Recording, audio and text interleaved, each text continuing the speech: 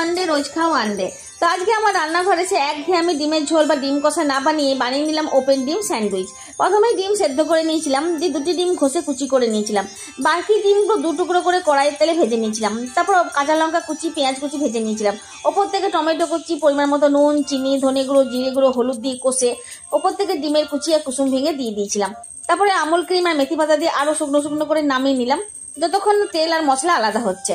তারপর নামিয়ে নেওয়ার পর অর্ধেক কাটা ডিমের ওপরে সেই মশলা কষা লাগিয়ে ফ্রেশ ক্রিম ছড়িয়ে আমার রান্না শেষ করলাম। এবার খাওয়ার পাল্লা। রান্না করতে করতে পিছন থেকে তিতলি বিলুকে টেস্ট করিয়েছিলাম। ওরা খেয়ে বলেছিল, মা কি বানিয়েছ? তাই ভাতে প্রথমে আমি মেখে খেলাম। হাঁসের ডিম, ডিমের সাথে কুসুম আর তার সাথে মশলা কষা দুর্দান্ত লাগলো। তবে এটা তোমরা স্টার্টার হিসেবে ব্যবহার করতে পারো। আজকে ফুলকপি বেগুনের ঝোলও করেছিলাম, কিন্তু সেটা খেতেই হলো না। রাতের জন্য তুলে রেখে দিলাম। আমার ভালোই হলো। ভালো লাগলে সাবস্ক্রাইব করবে। ধন্যবাদ।